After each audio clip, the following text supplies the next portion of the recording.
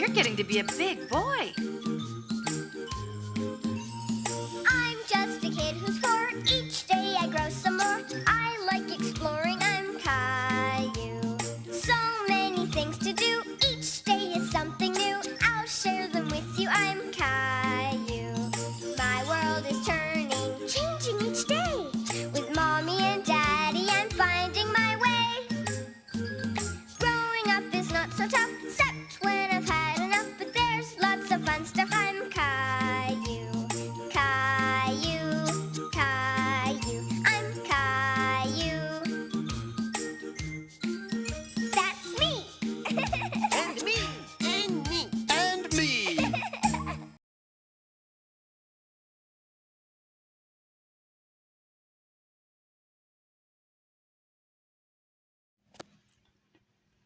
Hey guys, and good afternoon. This is me, Disney Cooper 08, aka Cooper's Movie Corner, and Caillou here and now. Today is the last day of spring break before I go back to school tomorrow, you guys. So this time today, we're going to be doing the opening and closing to bedknobs and broomsticks 30th anniversary edition from Walt Disney 2001 VHS. So here we go.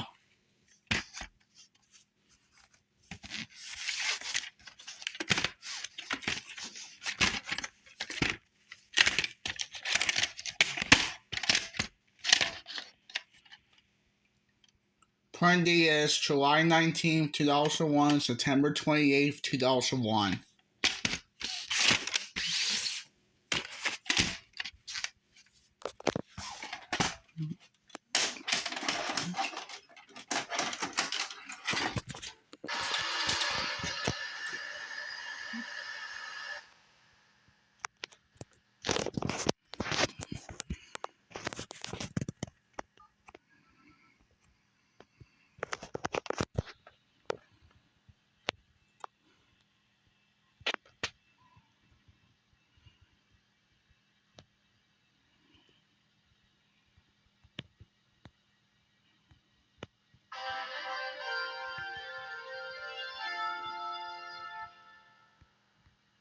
Coming soon to own on video and DVD. Return to all the wonder and majesty of Disney's classic masterpiece as the story continues in an all-new animated movie, The Hunchback of Notre Dame 2, featuring the returning all-star voice talent of Demi Moore, Kevin Kline, Tom Hulce, and introducing Haley Joel Osment as Zephyr and Jennifer Love Hewitt as Quasimodo's new friend, Madeline. She's never seen anybody quite like him before. I play Madeline in a movie. She's very insecure and doesn't particularly feel pretty or confident or anything like that. And he thinks she's beautiful and amazing. Maybe someone could love me.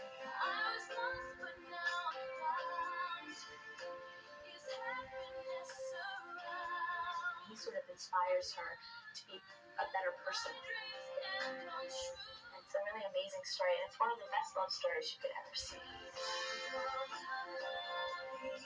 Walt Disney Pictures proudly presents a movie that shows miracles do happen and true love can come true. I think it's going to be a fantastic movie. I think it's going to be something that you want to have in your house and that you can watch it over and over again. It's a really sweet story. Thank you. The Hunchback of Notre Dame 2, premiering only on video and Disney DVD, 2001.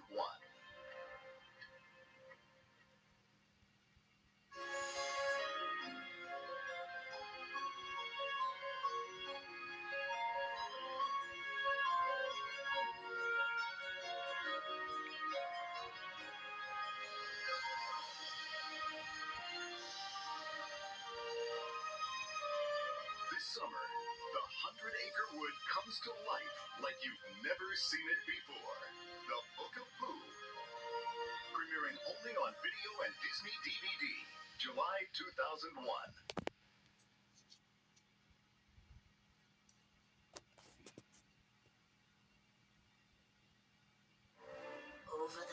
jeweled hills. Beyond the seventh fall live 7 woodland creatures in a cottage small, bashful, sleepy, dark, grumpy, happy,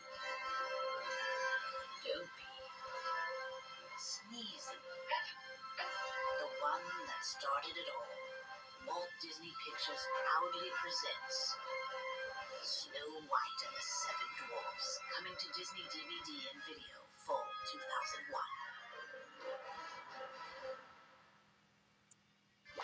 Be sure to catch all the fun and excitement on the Disney Channel.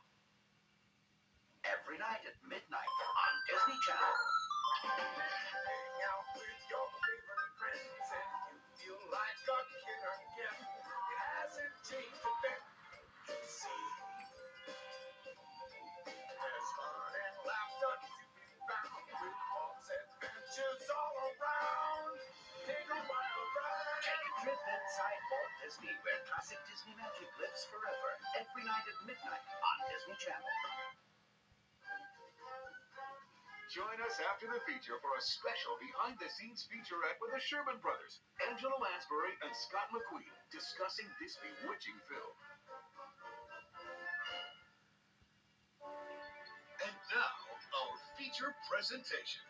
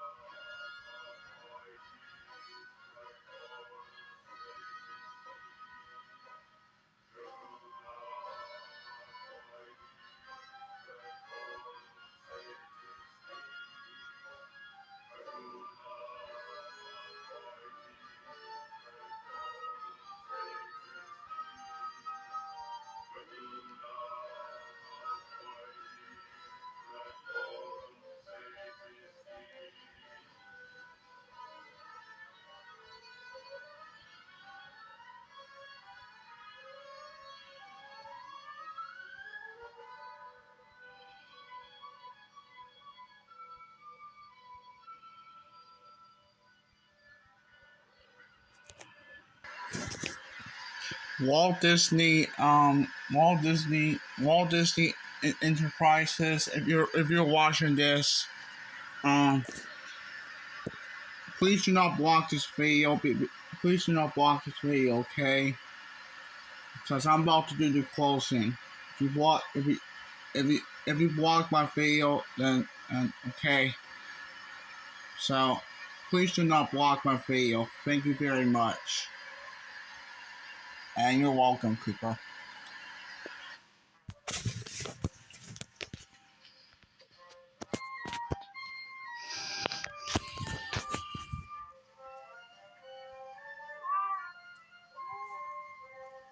Permission to move off, sir. Carry on, Sergeant. Right. By the right. Quick. March. Left. Left. Left. Right. Left.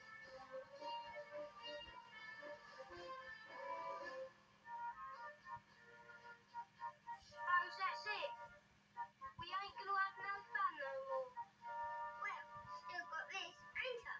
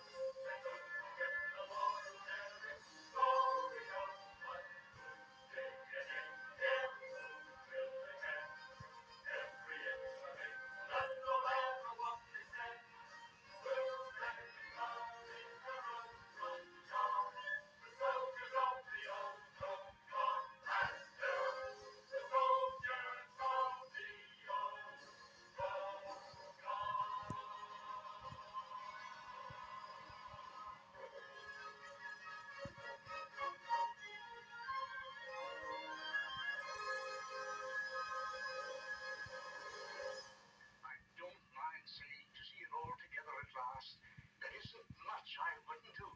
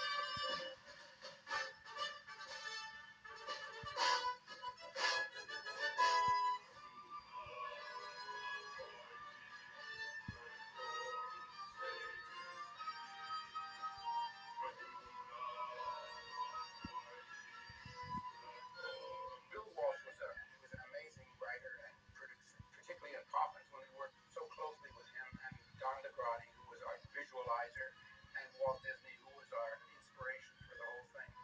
Mary Poppins was on a state of hold because Pamela Chavez, the lady who created the original stories, was meditating whether she wanted to give Walt Disney permission to make this movie.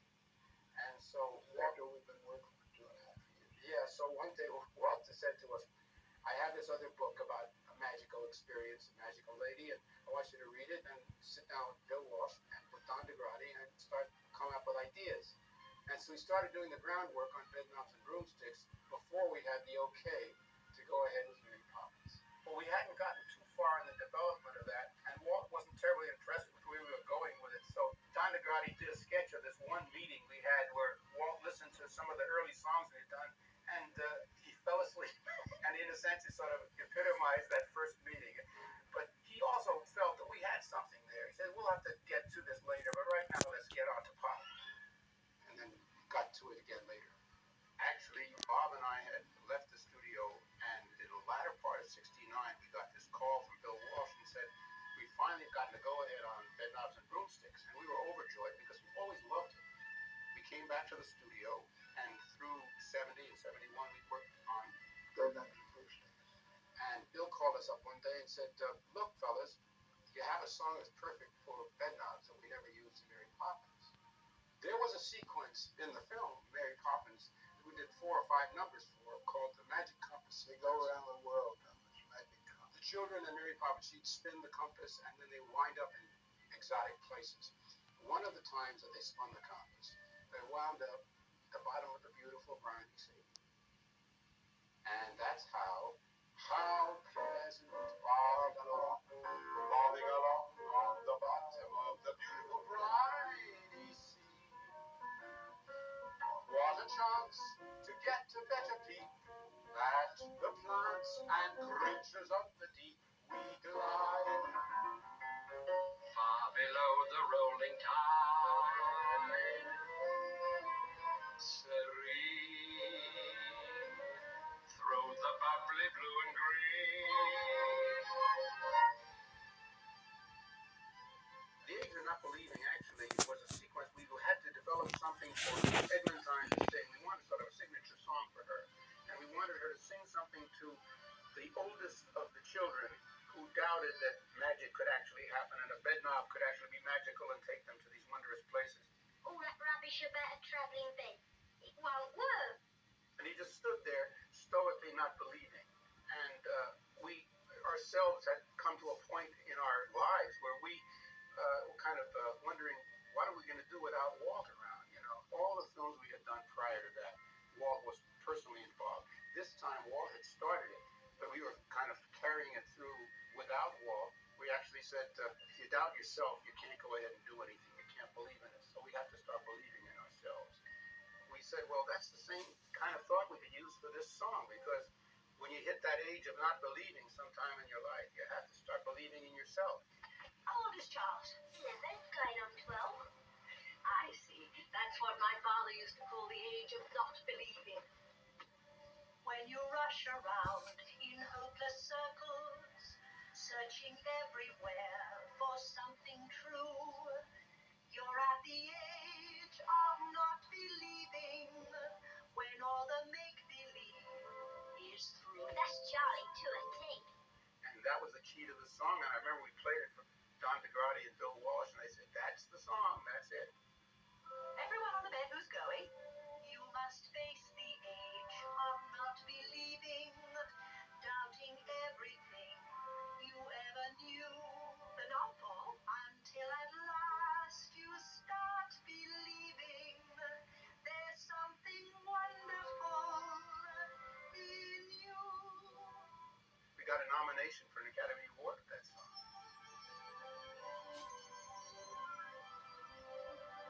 You know, when anything's written at a period in history, it has an overtone. And this had an overtone of people going off to war. The history of what went on in England in World War II during the early years.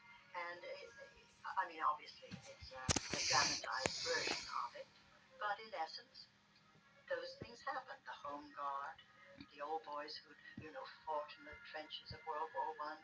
We wanted to soften it up because it wasn't really that way anymore. The witch maid, just the armor, went to war.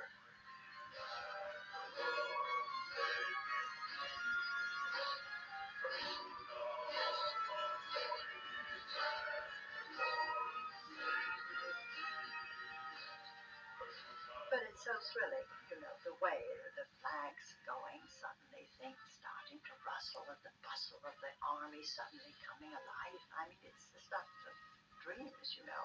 Well, we had to have a magical spell, I mean, to create this thing. And actually, we wanted it to sound like legitimate magic.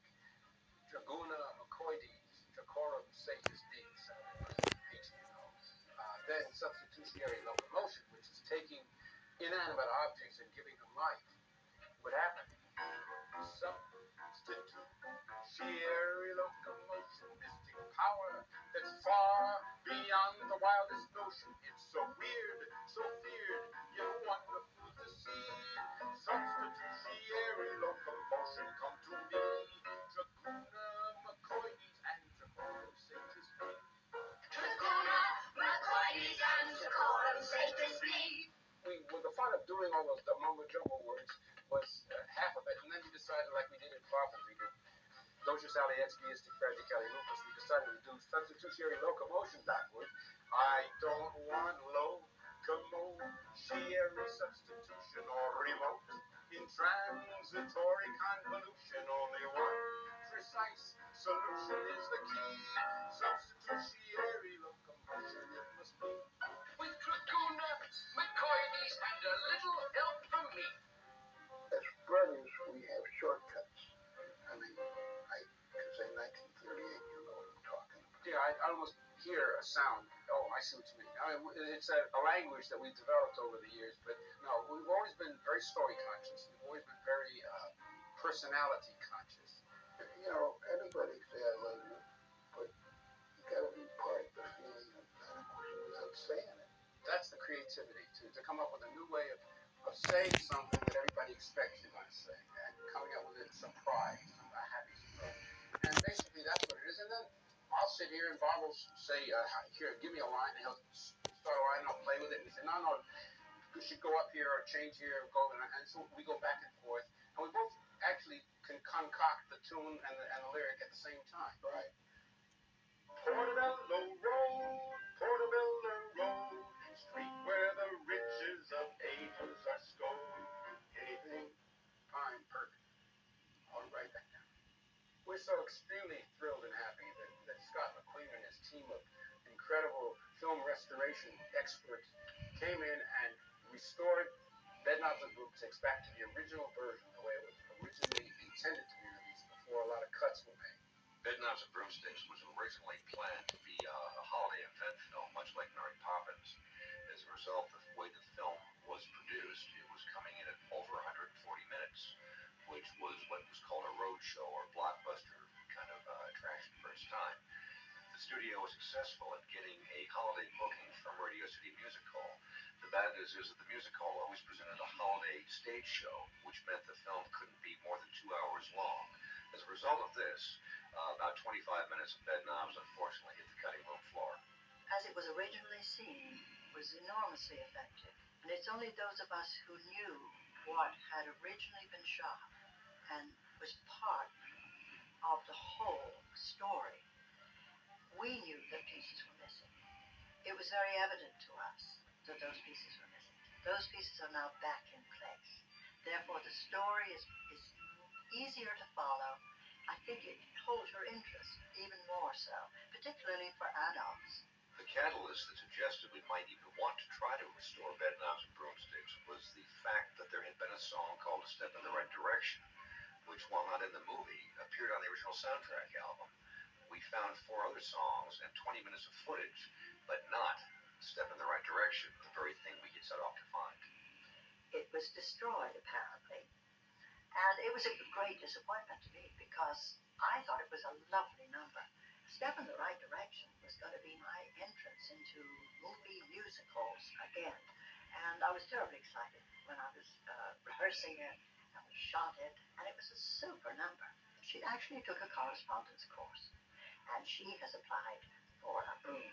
And her broom arrives. And she's absolutely over the moon about it because she's always dreamed that she might be able to ride a broomstick, but she realizes it's going to take practice. But it had to be cut because the movie was too long. So after Eglantine receives her first broom and announces her song cue, There's a cut to her learning to fly, and for the next 5 minutes, the Irwin Constable musical score is quoting this great Sherman Brothers song, which we've never heard sung. In the reinstatement of film into the new version, they had the audio, but they didn't have the picture. So they've sort of done a kind of a mock-up in which you see still pictures of me performing the dance and singing, but you don't see me actually doing it. It's a sweet song. After all, it's a step in the right direction. It's a step in the right direction after all. After all, it's a step in the right direction. It's a step in the right direction after all. She finally makes it. She takes off out, and then, of course, she crashes in the cabbage patch. We toyed with the idea of putting it back in the film, but decided it would probably be better left as a special supplement. There are a number of songs that never appeared, for the most part, after the early release of the film, and one is the extended dance routine in Portobello Road, which is just lovely. We realized it was a 10-minute long number. It survives in the film in about 4 minutes, and had huge wholesale cuts made from it. There were certain things that we desperately were very unhappy losing. For instance, there were pieces of the Portobello Road Ballet which were wonderful because I watched them when they were rehearsing. Donald McHale did such an extraordinary job of choreographing all of that in the spirit of the London streets, you know, with all of the various ethnic groups represented. And it was such an exciting musical number in toto. And to see it sort of shredded as it had to be for the movie that we originally saw, that was a shame. Now it's all back in there, and it goes like gangbusters. It's a terrific number.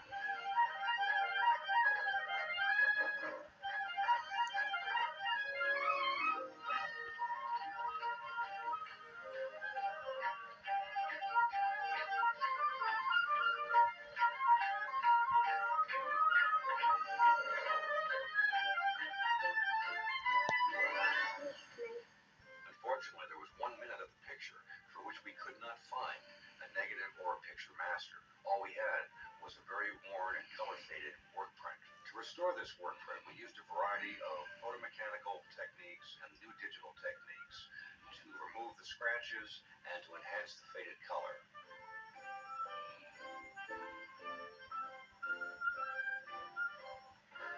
And also a marvelous number that David Tomlinson does early on called With a Flair. He shows off what a bad magician he is and what bad magic he has, which is a story for you. We found the response chorus called Don't Let Me Down that Eglantine sings to Mr. Brown when he's trying to entice her to join him in show business. The entire sequence where Roddy McDowell's character, Reverend Jelk, comes into the village store and overhears Amelia's contemplating marrying Eglantine. Angela sings a gorgeous song that was cut and just broke our hearts at the time, but now it's back in again, and that's Nobody's Problem. This occurs at the climax of the picture, just prior to the invaders' attack on the village. Mrs. Brown has left to return to London. Angela is alone with the children. She's trying to show how happy she is to be a single lady, and Angela wants to love her. No one to miss if he's gone too long. No one to comfort if things go wrong. That's how I want it to be. Nobody's problems for me. Angela Lansbury's version is actually a reprise of a version that's before that by the children, because they're war orphans and they're trying to keep a brave upper lip and not show how they feel. But in this particular version of the song, they let their hair down a bit and they sing in a little gentle way how they feel. No one to choose all the clothes we wear. No one reminds us to comb our hair. Nobody's problems are we. How lucky can anyone be? And they were just trying to make as good as they could possibly be by being shunted off into the country to be put in the care of this strange, wacky lady. It's a beautiful moment, and we needed those moments in the film, and unfortunately, in the release, it didn't happen.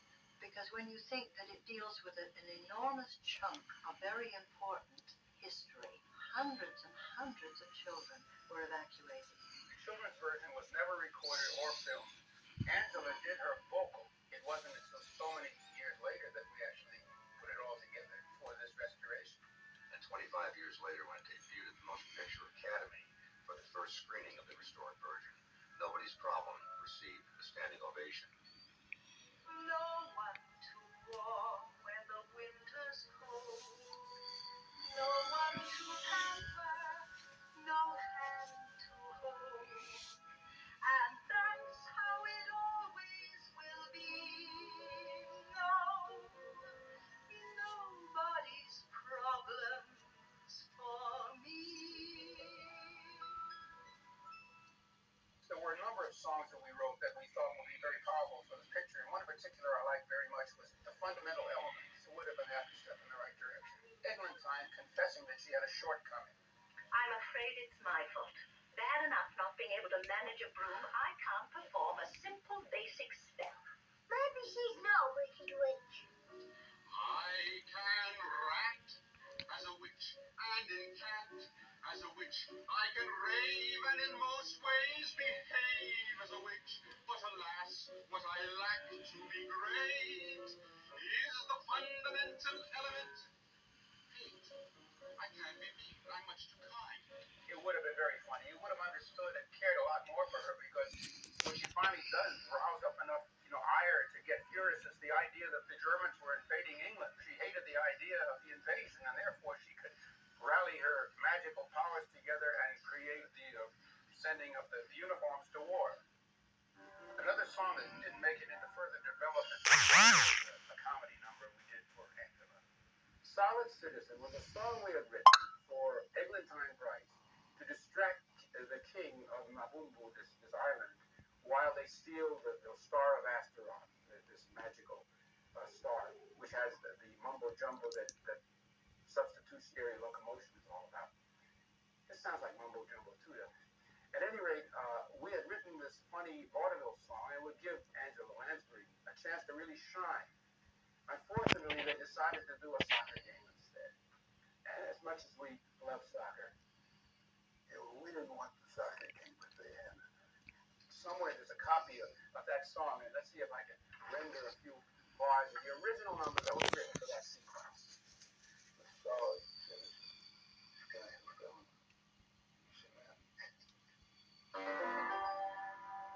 Walter was a wise cook. He never cared for work till the day that he fell in love. On his job he served.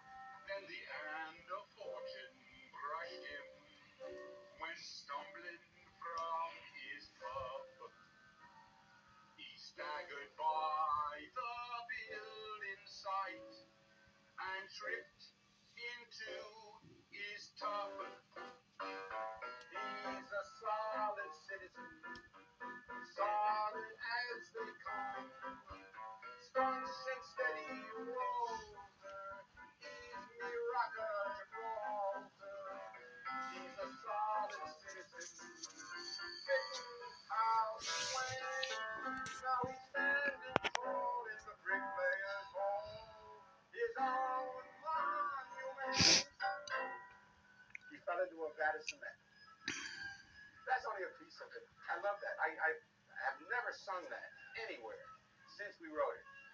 It pleases me enormously that this refurbished film is going to be re-shown. And this particular version is something we're really proud of. I think it's simply marvelous because it was such a successful movie with kids. They loved it. And I think there's generations and generations who will continue to love the movie. Good night. Shall we?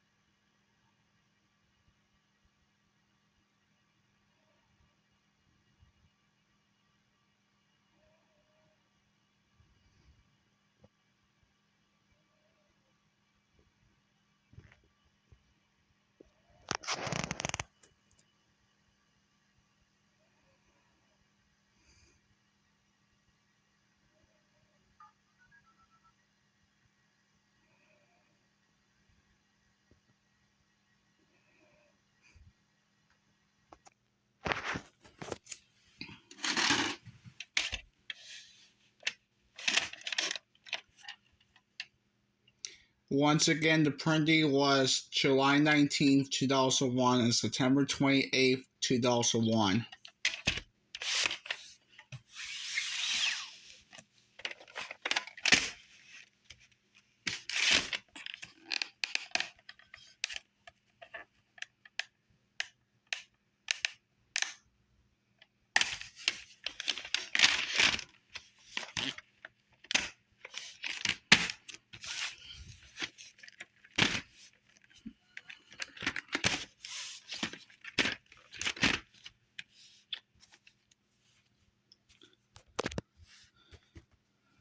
This has been an opening and closing to Bedknobs and Broomsticks, the 30th anniversary edition of Walt Disney, aka the opening and closing to Bedknobs and Broomsticks 2001 VHS. So, anyways, I think that is it for this tape because I got that tape since last in March. So that is it for this tape for that VHS update. So yeah.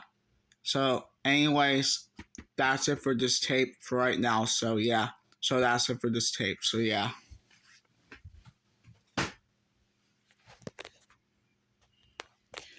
Anyways, stay tuned for the next video, which is the opening and closing to which I got that on March 22nd, 2025, which is the educational favorites, which is the opening and closing to Learning Publication from 1991 VHS, since I think this is says to copyrighted. So this is so that will be done in the next video to do the opening and closing to Learning Publication from 1991 VHS. So stay tuned for that in the next video. So yeah.